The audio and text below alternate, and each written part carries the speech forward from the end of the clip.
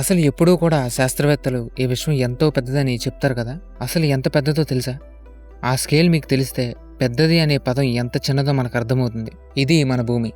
సుమారు 12,742 కిలోమీటర్ల వెడల్పు కలిగిన మనకు అంతో ఇంతో తెలిసిన ప్రపంచం. ఇక్కడి నుంచి పైకి వెళ్తే ఇది మన సోలార్ సిస్టమ్. మన భూమితో కలిపి 9 గ్రహాలు, ఒక నక్షత్రం కలిగిన ఈ సోలార్ సిస్టమ్ వెడల్పు 2 కాంతి సంవత్సరాలు, అంటే సుమారు 18.92 లక్షల కోట్ల కిలోమీటర్లు. ఇక్కడి నుంచే జాగ్రత్తగా గమనించండి.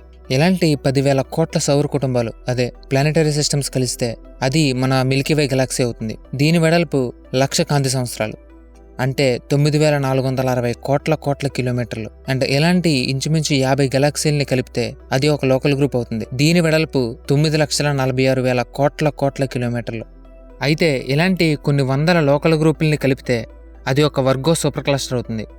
దీని వెడల్పు 1,04,00,000 కోట్ల కిలోమీటర్లు.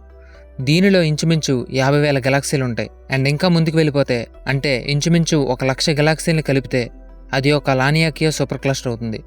దీని వెడల్పు సుమారు 520 మిలియన్ కాంతి సంవత్సరాలు, అంటే 4,92,00,000 కోట్ల కిలోమీటర్లు. అండ్ ఫైనల్లీ ఇలాంటి కొన్ని కోట్ల సూపర్ క్లస్టర్ని కలిపితే అది ఒక అబ్జర్వబుల్ యూనివర్స్ అవుతుంది. దీని వెడల్పు 92 బిలియన్ లైట్ ఇయర్లు, అంటే ఇన్ని కోట్ల కిలోమీటర్లు. అండ్ ఎక్కడితో అయిపోయిందంటే లేదు. ఈ అబ్జర్వబుల్ యూనివర్స్ అనేది ఇప్పటి వరకు మనం అబ్జర్వ్ చేయగలిగినంత మ్యాక్సిమం లిమిట్ మాత్రమే. అయితే సైంటిస్టులు ఈ అబ్జర్వబుల్ యూనివర్స్ అనేది కేవలం ఇసుక రేణు అంత మాత్రమే అని, పూర్తి విశ్వం ఒక గ్రహం సైజులో ఉండొచ్చని, అండ్ ఆ విశ్వం ప్రతి సెకండ్కి కాంతి వేగంతో అన్ని వైపులకి విస్తరిస్తుందని చెప్తున్నారు. అంటే అర్థం చేసుకోండి ఈ యూనివర్స్ ఎంత పెద్దదో అని, అండ్ అందులో మనం ఎంత నెగ్లిజిబుల్ అని. అందుకనేమో మన భాషలో అనంత విశ్వం అని పిలుస్తారు.